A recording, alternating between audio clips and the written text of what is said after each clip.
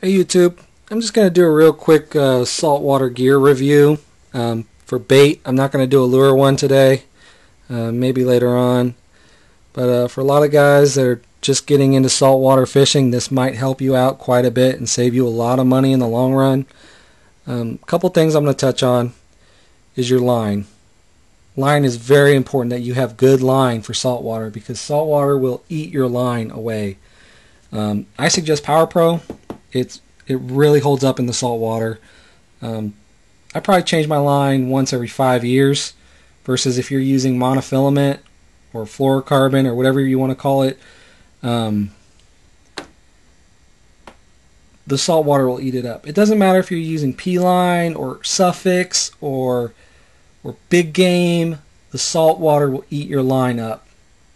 Another thing that the salt water will eat up is your guides, your rod guides. I suggest titanium guides. No cheap guides, guys. You gotta have good guides out there.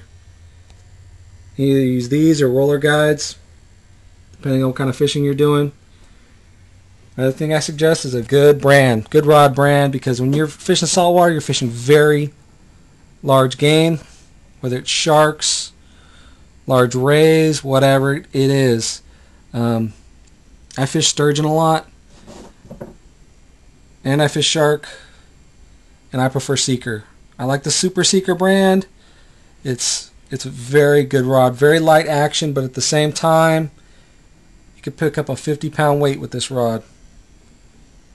As far as reel selection goes, again, saltwater will eat up reels that aren't made for saltwater.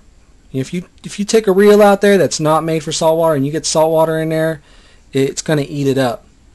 You need a good closed reel. I suggest Accurate. These are very well made.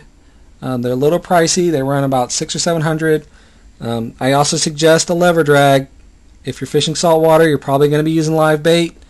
You're going to be using circle hooks. If you're using circle hooks with the live bait and you're running the bait, you want to have a lever drag and a nice clicker so you can hear it. If you buy reels like Pro Gear reels, I've heard of a lot of bad stories from Pro Gear about the reels rusting out. Trinidads are pretty good. Shimano Trinidad, that's a very well made reel that I suggest.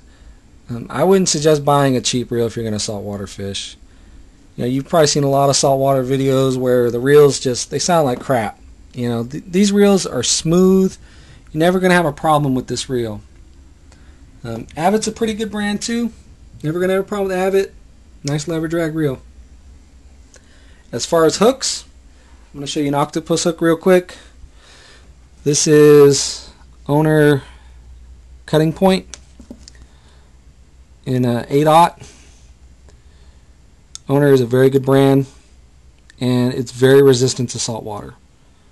You want to keep your hooks as long as you can. You don't want to have to buy some cheap hook like Gamakatsu or Eagle Claw or some brand that's going to rust out on you or the barb will break off or whatever.